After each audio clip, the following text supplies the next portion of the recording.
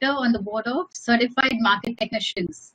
He is a South Asia head for technicals and quantitative analysis at Bloomberg South Asia. His career spans 15 plus years in the financial markets, cutting across equity, derivatives, commodities, and FX structuring. At Bloomberg, he is primarily responsible for working closely with the sales, product, and business intelligence teams at the firm to help drive terminal and enterprise-related conversations across corporations. Akshay is a chartered market technician, a CFA Level 1 and FRM Level 2 candidate, and a graduate of the London School of Economics and Political Science. More importantly, he is one of the best persons that I have ever known. Thanks, Akshay. Thanks for joining in, and we're happy to hear your insights. Thank you, Revati. That introduction basically makes me very convinced that there is absolutely no pressure on me to do this. But guys, first up, I want to thank Revati and the entire team at Craft My Career for giving me the opportunity to speak at this event. It's great to be, addressing what I believe is the next breed of talent, which is in a way, our way of giving back to the society that we belong to. So I have a very, very short, very focused presentation. Technical analysis is, at least from an India standpoint. Sorry about that, guys. Like I was saying, I'm going to define what the subject matter is. I'm going to talk about, what is needed to become a technician, the kind of firms that hire, professionals with a background in technical analysis. And finally, I'll talk about how the industry is evolving towards accepting more of technical analysis and what that means for this profession on the whole. So first couple of minutes around the subject matter of technical analysis. I'm pretty sure some of you already know what TA as a subject matter stands for. But at its very heart, right, technical analysis is simply a study of past price action. This could be any security. It could be a currency, a commodity, a stock, an index. It doesn't really matter. So it has multi-asset class applications. So you study the historical price action of a particular security. You look at historical, buying and selling activity, which is otherwise known as volume, to forecast where that security's price is likely to be in the future. Now that could be, the tactical future, maybe a week out, or it could be a more longer term future, probably 3 months, 6 months down the line. So long story short, you look at historical past price action to kind of get a sense of where the security is likely to be in the future. That's at the heart of it, what technical analysis is all about. Now, this method of analyzing, security price action is very different from the traditional school of fundamental analysis, otherwise known as value investing, where an analyst actually looks at things such as, the business cycle, economic conditions applicable to that industry. He looks at the balance sheet of the firm. He looks at certain other macro drivers, and basically pulls in all of the weight of the evidence to kind of get a sense of, given what I see, what do I think the security is going to do in the future? Where do you think its price is going to be in the future? So accordingly, I can take a long or a short decision. So that's classical, fundamental analysis. The big upside for anyone wanting to, pursue a career as a technician is that the only thing you need, and I mean the only thing and nothing else, the only thing that you need to become a technician is the ability to read past price action and use that information to forecast the future. You don't need to know about, how the earnings per share of the company has moved in the past, what has been the trend of borrowings for that company over the last 5 years. None of these external factors need to be examined if you can examine past price behavior and make a educated guess as to where the securities price is going to be in the future. So basically, tying back to the first point, you're looking at past prices and you're forecasting future prices. So the input that goes into the study is the same as the eventual output, which is price. So, there are many principles that apply to the world of technical analysis, but two basic principles that every technician swears by are as follows. One is that prices discount absolutely everything, except, of course, natural calamities, otherwise known as acts of God. So except for an event which you can qualify as an act of God, everything else is already discounted by the price action. And the second, very, very important principle that technicians believe in is that history repeats itself. So off late, right, given what has happened in global equity markets in Q1 of 2020, everyone's going back in time and trying to correlate this move with what happened on Black Monday in 1987 when the Dow Jones fell by 25% in a single day. Some people are trying to use the template from what happened in 2008, 2009. So there is always a historical precedence for what has happened and what is likely to happen in the future. So that's something that a lot of technicians believe in. A very simple fact that if something has happened previously, it is going to occur again, maybe in a different shape or form. But past history is definitely something that has a repetitive nature. And that's something that has been known to technicians world over. Last point about the subject matter of technical analysis. Technicians believe that security prices are a function of two things only. One is demand and supply. If the demand for a security exceeds its supply at any given point in time, the security's price should rise. Classic economics 101. On the other hand, if supply at any point is, overwhelming and exceeds demand, the security's price should fall. So demand and supply are critical ingredients. And by the way, demand and supply are driven by two, very, very well-known sentiment indicators, namely fear and greed. If a lot of people are fearful that, security prices are likely to fall because of any event, they are going to be comfortable selling stocks. If there is greed, so if you look at, this very, very popular remoting engine that's kind of gone through the roof in the midst of this pandemic, it's called Zoom. The share price of Zoom Technologies has risen quite a lot. Why?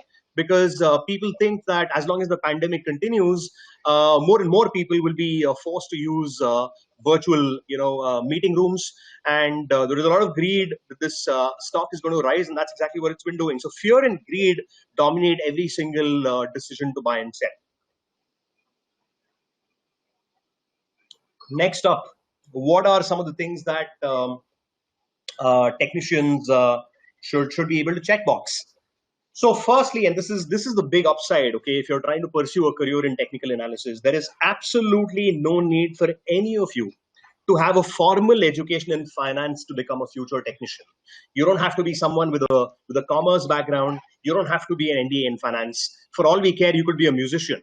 But as long as you are passionate about charts and data visualization, you can very well pursue a career as a technician. This is something that's kind of become more ubiquitous since the crisis of 2008 2009. I don't know how many people who've joined this webinar were in the markets back then. So one of the things that people have come to realize is that in a bear market, when everything's falling, correlations tend to get more and more tighter. So there are no diversification benefits in a bear market. So one of the things that firms are increasingly starting to look for is that this candidate who wants to become a technician has good working knowledge of how equities move in relation to bonds, how bonds move in relation to commodities, how commodities move in relation to currencies. So a good working knowledge of how these different asset markets kind of interplay with one another is becoming very, very important.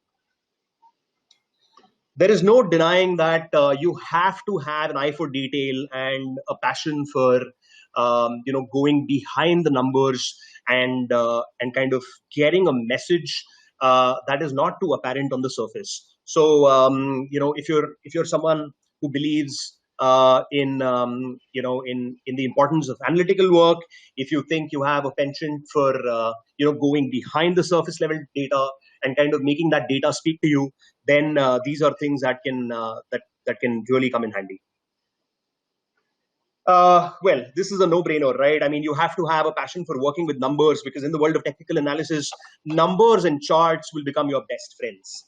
If you are someone who's not too comfortable working with numbers, and someone who considers that too many numbers are just too much noise, how do I make sense of these numbers? Then clearly, the career path in being a technician doesn't really kind of align with that kind of a mandate. So you have to be absolutely comfortable working with numbers and data visualization techniques. So it's a lot of charts that you will work with, and charts across different multiple asset classes. So it's something that you should be really, really comfortable spending time with. Look, this is something again that's kind of becoming more and more critical for someone wanting to pursue a career as a technician. It's very difficult for you to assume that just because you understand your charts and you are an expert in the subject matter of technical analysis, the person that you're trying to communicate the message to is an equally good technician or understands the world of charts as well as you do. So, I mean, the most important aspect that at least we at Bloomberg are trying to look at when we hire potential technicians is how well this individual is equipped to kind of communicate the story from the chart that he's looking at to someone who has nothing to do with the world of charts. Like they say, if you can explain finance, and I'll add to that, if you can explain technical analysis to a 4-year-old and make him understand what the broader message is, then you have what is needed to become a very, very good technician.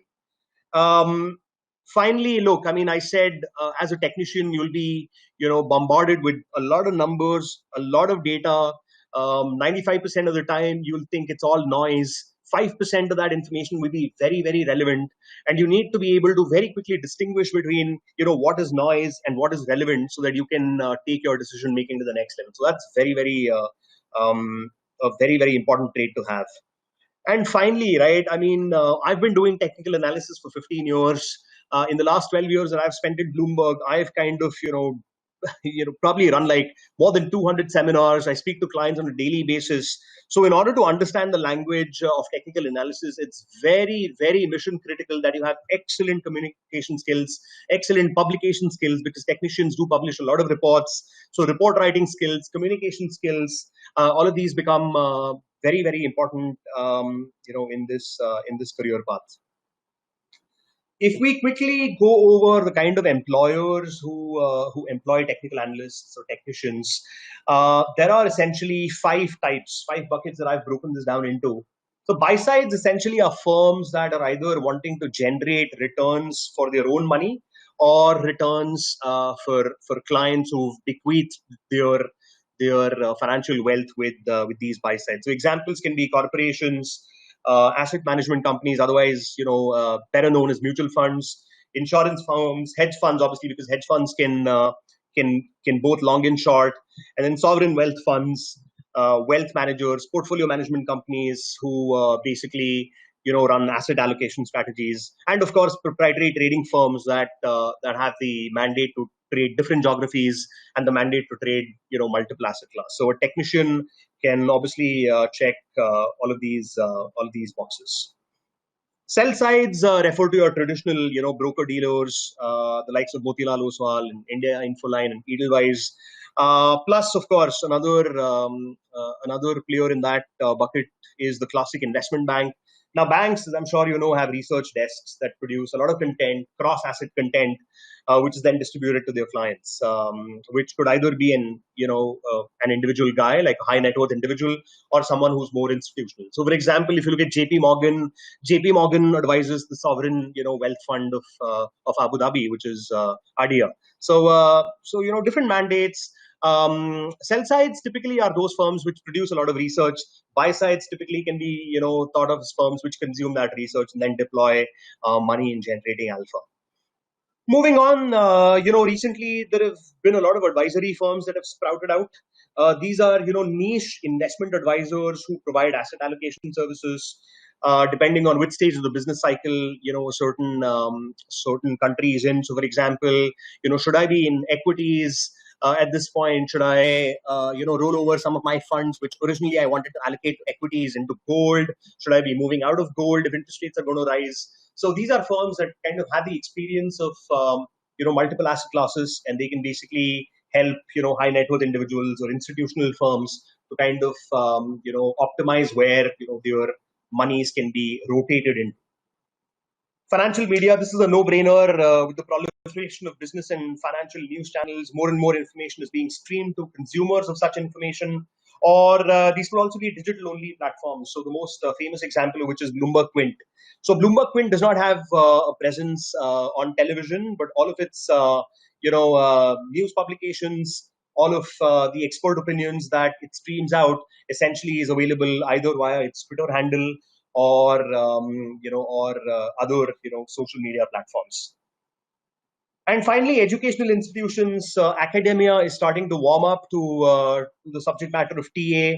I get invited myself by a lot of firms that run educational institutions as well, where the modus operandi is to kind of train people who are not well versed with the subject matter of TA to get like a hands-on experience, at least from a theoretical standpoint.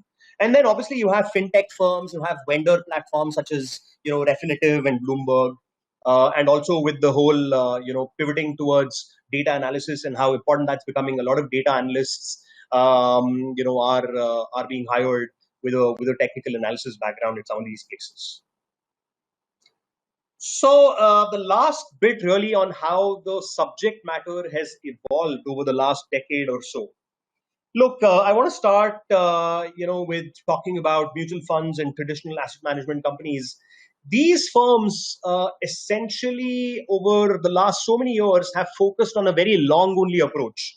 But with whatever's happened since the turn of the century, black swan events or unpredictable events have become more frequent in nature. And because they've become more frequent in nature, it's becoming very, very important for asset managers to kind of leave the traditionally long only approach on the wayside and pay more importance to timing, financial markets. So timing, an entry or timing an exit out of a certain asset class is becoming more and more important. And therefore, mutual funds and traditional asset management firms are starting to warm up to people who can give them some sort of an edge when it comes to timing the financial market. So that's becoming more and more important. Look, this is something that I'm sure is known to everyone who's on this webinar today. Algorithmic trading is no longer a rarity. This whole business where machines are making decisions for the end user, is growing by leaps and bounds, right? So algorithmic trading in a very simplistic sense is where the user defines certain conditions basis which the machine will execute a long or a short trade. So this proliferation of algorithmic trading is creating demand for a new breed, a new class of candidates who are obviously very good with numbers, who have knowledge of technical analysis, who have a penchant for quantitative analysis, and who are willing to go down the route of programming to kind of see the alpha that traditional money managers are not able to capture. So algorithmic trading, in a sense, is driving this evolution of the modern day financial markets. Well, to go back to school, statistics was always my favorite subject, and then somewhere I kind of didn't use it as much, at least during my initial career at Bloomberg. But there is no denying people that knowledge of statistics is coming back into play. It's coming to the forefront. There is now a new branch of analysis which I would term quantamental, where you fuse fundamental analysis with technical analysis and quantitative techniques. People are starting to question whether a certain thing that worked in the past is likely to work in the future. So a lot of people are trying to backtest historical data, and if that is something that that is starting to happen, then knowledge of statistics is an absolute must-have, and that's becoming the new norm. So whenever I interview candidates, I mean the first thing that I want to see is how good he or she is with statistics, or how keen he is to go down this branch of statistics and understand its importance in the modern era. So that's something that is becoming very, very significant as we move towards a new era of modern day finance. Finally, I mean, and I've said this before, right? I mean, because quantitative techniques and real world money management is becoming ever so critical, there has been a humongous rise in the number of candidates actually getting interested in taking the chartered market technician exam, otherwise called the CMT exam, which is considered the gold standard for anyone wanting to pursue a career in the technical analysis world, and this is regardless of geography. In fact, India is one of the markets which over the last 5 years has seen the number of test takers of the CMT exam grow by an annualized 28%, which is the largest CAGR growth for the CMT exam anywhere in the world. We're doing twice as much as the US and the developed world are doing. So at least from an India standpoint, a lot of people are now becoming aware of the importance of technical analysis, the kind of employment opportunities there are in this area, and therefore there has been like an exponential growth in people getting interested in this charter. So for budding technicians, right, I have a quick, one page or slide on what are some of the resources that you can immediately start using if you want to consider this as a serious career that you want to follow. So the CMT Association website basically will give you a lot of information on the kind of eligibility criteria that one needs to check box before taking the CMT exam. What kind of a structure goes into the CMT exam? What are the potential employment opportunities that can come to you? So that's one resource that I would recommend that you guys definitely look at. The other resource is this portal called stockcharts.com, which I, in my personal experience, have found is the best resource on the internet to understand TA. Whether you're a beginner, whether you're a seasoned technician, this website is a must consult if you're interested in exploring the world of technical analysis deeper. Twitter, I can't point to this more than I will at this point. Look, Twitter is a great resource. There are people who are beginning their careers as technical analysts. There are seasoned technicians who've been in this business for the last 20, 30, 40 odd years. There is no substitute for real world experience. So all of this insight that some of these handles share on Twitter can really enrich your understanding of the subject matter and provide you with a lot of psychological tools that you kind of need to kind of make this a serious career choice. So I really recommend that you be on Twitter as much as possible. Akshay, may I interrupt? We're just running the schedule a little late. Okay, this is my last slide, just the last point that I want to make here. So a couple of websites that I think you can definitely leverage if you are interested in learning more about the kind of statistical knowledge that employers need from you. Python is becoming a big deal in the world of algorithmic trading. So these are a couple of resources, Coursera and Udemy, that you can refer to. And of course, a few books. John Murphy and Martin Pring are considered the modern day fathers of technical analysis, and I've laid out a couple of books that have been written by these gentlemen. I recommend that you use these if you're getting started off. That's really it from me. So thank you so much for being patient. Thank you so much again, Revati and CMC, for giving me this opportunity. Any questions you have for me, I'm glad to take them now.